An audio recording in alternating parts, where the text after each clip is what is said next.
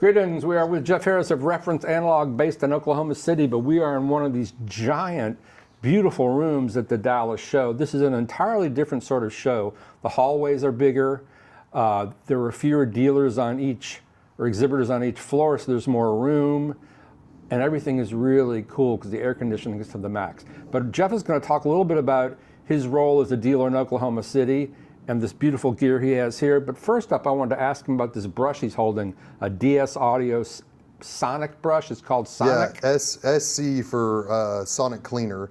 Yeah, but SC001. So it's from DS Audio, and it's brand new. I knew it was coming down the pipes, but I didn't know we were going to have it here, and Garth kind of surprised me with Garth it. Leerer, Musical Surroundings, he was here as well. Yeah, he surprised me with it, and I was very excited that we get to experience it because we're probably the first ones in the country that are getting to use it.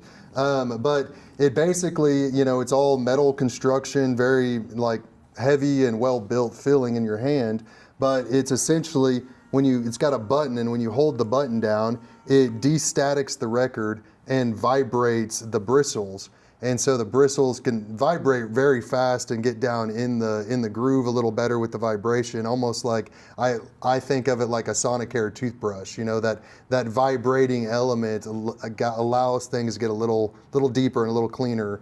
And so with the anti-static properties, it actually allows that dust to get picked up rather than just kind of moving it around the record with your brush. But yeah, I'm super thrilled about it, and it's a brand new product coming down the pipe. And so anyway, yeah, the DS Audio SC001. So this is a new technology, brushes vibrating. I'm not aware of another brush like this. Yeah, I'm not either. And you know, but if we think about DS Audio and the type of products they put out, we've got the Ionizer Ion 001, which is the anti-static piece, and they've always kind of been at the forefront of different things, you know, the eccentricity device that finds the center of the record. You know, they're always a brand that seems to be looking for a new way to get a little bit better, you know. And right, so amazing. They've always got something cool coming down the pipes. And it lists for around 1,000, you're saying?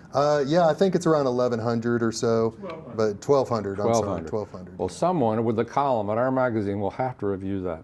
Oh, Alex Halberstadt, are you paying attention? So tell me what the you call you're very clean in the name of your company, Reference Analog. Why do you call it that? So back when I was first starting the company, and this is we've been in business for a little over 10 years now, but back when I first started the company, I was trying to think of something that would be something that the dealer actually needs to help a consumer with. And so a customer service oriented approach to the business. And I was thinking about my digital stuff and all of that. And I was like, well, you know, a lot of guys can plug in a DAC, you know, and when it comes to analog, the setup of it is so pivotal in actually getting great sound that it's something that I actually needed to be involved in. And I wanted to be able to go into the customer's home, set up their table, get it dialed in, and get their system sounding the way it sounds. And honestly, a good portion of the business that we do is because I go in and I'm installing a preamp or a turntable or whatever, and we end up tweaking the speakers just a little bit or moving something, or me pointing out like, oh, right here, you know, a panel would be perfect, and I show them an example of what that can do. And a lot of times we ended up making their system better, not with the equipment that we're adding, but just with the expertise of how to set up a room properly. And so it's been a great model for getting into people's homes and showing them what their system can do outside of selling the equipment. But obviously we do sell the equipment as well. But and then later on, as I started carrying more and more products, I started telling people as kind of a side joke that, well, you've never heard anything but analog. And so when guys say, well, you only sell turntables, right? I'm like, no, I sell everything, but you've never heard anything but analog, because even digital gets an analog conversion, you know? And so I kind of just tie that into the fact, you know, now that I've been in business 10 years and we don't just kind of do turntables, we do everything now, and with DCS and et cetera. We can see to the right of you the Rockport technology speaker, and we'll obviously list all the gear, but tell me what else is in this room that we're hearing today. So we've got obviously the Rockport Orions, and then a Boulder 2160 stereo amplifier. The sound paneling are mostly acoustic Grove. The cabling in here is all Nordost Odin. Odin 2. And then we've got the Döhmann Helix One turntable, the Boulder 2108 phono stage, the new Audio Research Reference 20 preamp, and then a DS Audio Rossini with clock. And then we've got a couple Nordos pieces in that chain as well. The Cubase Reference and a Q-Core. HRS racks? And HRS racks. Is that under the turntable as well? Yep, so we've got an HRS platform, and I mostly, the turntable itself has plenty of isolation without the platform, but the table is a big table, and so I needed a larger top surface platform, so, you know, chose HRS to go ahead and do the underside platform also. Beautiful. Thank you, Jeff. In the same room with Reference Analog and Jeff Harris, we have the famous, the infamous, the very well known, the dominant Garth Leerer. But we're going to talk about this beautiful Dolman turntable, so give me the details on that. Okay, Ken, yeah. It's great to be here at SouthWest Audio Fest with Jeff Harris of Reference Analog.